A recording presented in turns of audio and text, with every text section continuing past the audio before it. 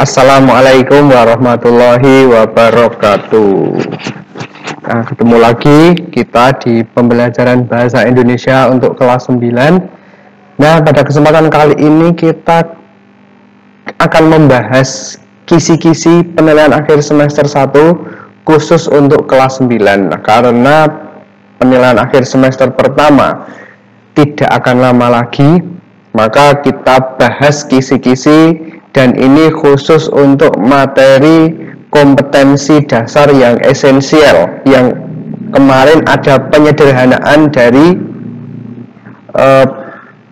pandemi COVID ini. Jadi sebelum COVID kita mempelajari beberapa bab, tapi saat COVID ini untuk materi pembelajaran di semester 1 ada penyederhanaan. Jadi yang akan kita gunakan untuk penilaian akhir semester pertama hanya 3 bab. Nah, apa saja bab yang akan kita bahas? Oke, seperti yang sudah ditampilkan di layar. Yang pertama, kompetensi materi yang akan kita pelajari yaitu teks laporan percobaan. Nah, di teks laporan percobaan nanti sekitar ada 9 nomor. Oh ya, untuk total soal nanti 25 soal dalam waktu 80 menit ya. Untuk materi pertama, teks laporan percobaan yang sudah kita pelajari dulu di awal ketika mulai pembelajaran di kelas 9. Oke, mengidentifikasi informasi dari laporan percobaan, indikator soal dibahas secara detail di sini. Disediakan teks laporan percobaan, peserta didik nanti menentukan struktur teks ya, struktur teksnya. Nah, di sini ada struktur yang menjadi pokok pembahasan di nomor 1 nanti struktur.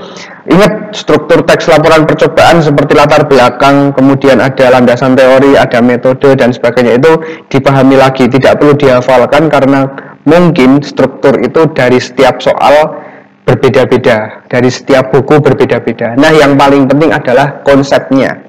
Latar belakang itu memaparkan apa, tujuan ya dan sebagainya. Kemudian nanti di metode itu ada waktu penelitian, waktu pelaksanaan percobaan, tempatnya, metodenya, alat dan bahan dan lain sebagainya. Kemudian selanjutnya ada kesimpulan ya, nanti yang di bagian akhir. Ada langkah-langkah dulu, baru setelah itu ada kesimpulan, menyimpulkan hasil percobaan yang telah dilakukan. Oke. Kemudian nomor 2, ini ada teks laporan percobaan, peserta didik menentukan kata teknis. Nah, ingat, kata teknis itu kata yang menjadi ciri khas. Misalnya kata teknis dalam bidang biologi, ya berarti kata yang biasanya digunakan dalam bidang biologi seperti mikroba, jamur, fungi, flora, fauna, dan lain sebagainya. Itu kata teknis dalam bidang biologi. Banyak kata teknis dalam bidang geografi, misalnya ada gempa, tektonik, magma, ya, seismograf dan sebagainya. Itu kata-kata yang biasanya lazim atau sering digunakan dalam bidang-bidang itu. Itu maksudnya kata teknis. Nah, nanti bisa mengidentifikasi, kalian bisa mengidentifikasi mana yang berupa kata teknis, karena dalam teks laporan percobaan itu sering menggunakan kata teknis, tergantung dari percobaan apa yang kita lakukan. Biasanya kan percobaan itu percobaan tentang kimia atau tentang biologi ya. Oke, nomor 3, disediakan teks laporan, peserta didik dapat menentukan bahan. Nah, ini yang tak maksud tadi ada di poin metode penelitian, itu termasuk ada alat dan bahan. Nah, bedakanlah alat dan bahan. Kalau alat itu hanya digunakan dalam membuat, hanya digunakan peralatan yang digunakan untuk membuat, tapi kalau bahan itu sesuatu yang digunakan untuk menghasilkan hal baru tadi ya. Jadi kalau masak Indomie itu alatnya ya panci, kompor, terus yang untuk mengaduk ya, bahannya ya minyak itu sama air ya. Itu yang membedakan alat dan bahan. Lanjut nomor 4, disediakan teks laporan, peserta didik dapat menentukan bagian kesimpulan. Nah, gampang kalau ini ya. Kesimpulan ya pasti memberikan uraian tentang apa yang sudah dilakukan dalam percobaan tadi gitu ya. Kemudian teks laporan acak peserta didik dapat mengurutkannya. Nah, ini poin mengurutkan ini biasanya yang membuat malas karena banyak.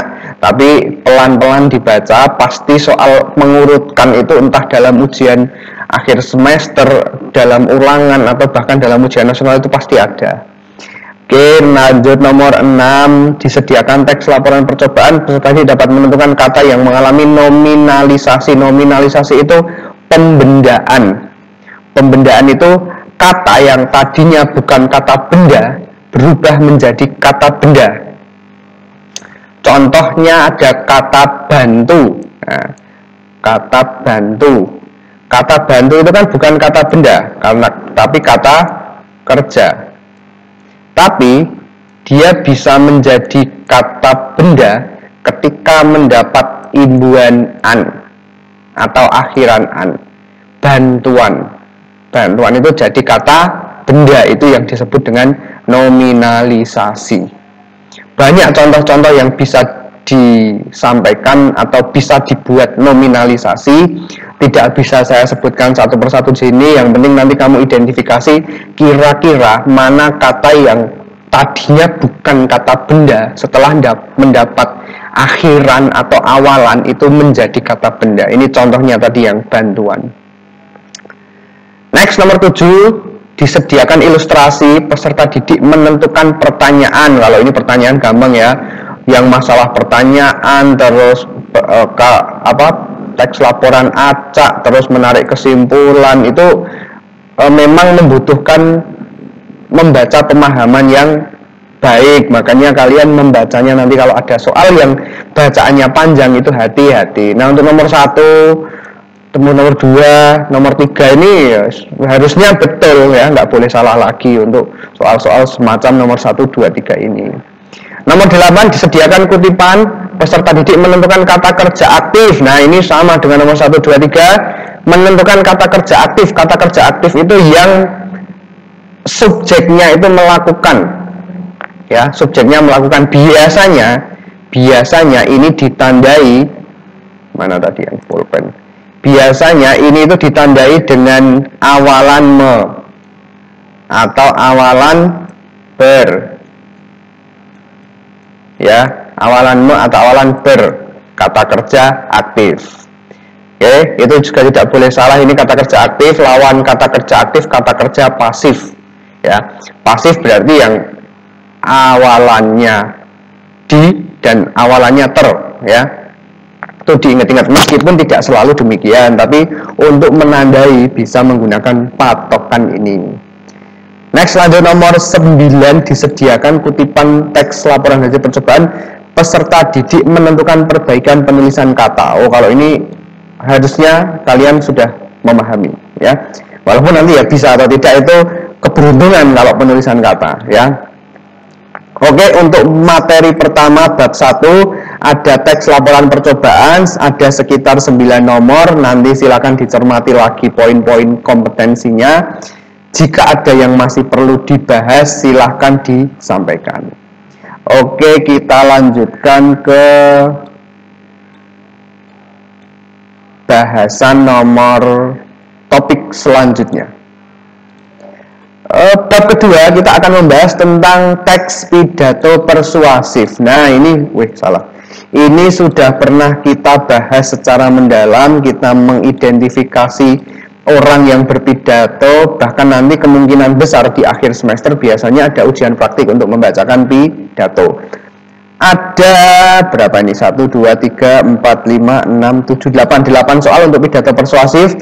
Yang pertama, disediakan kutipan pidato, peserta didik dapat menyimpulkan. Nah, ini menyimpulkan sangat mudah sekali, hanya membutuhkan teknik membaca pemahaman yang baik.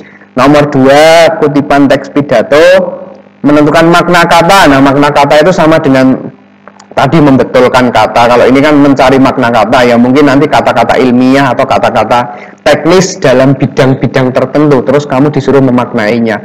Misalnya geografi itu maknanya apa? Geografi ya ilmu yang mempelajari tentang bumi. Misalnya sosiologi itu maknanya apa? Nah, itu semacam itu makna kata. Tapi katanya apa yang harus kamu maknai nanti, nah kita lihat itu sebagai sebuah kejutan. Paling enak disesuaikan dengan teksnya lebih enak.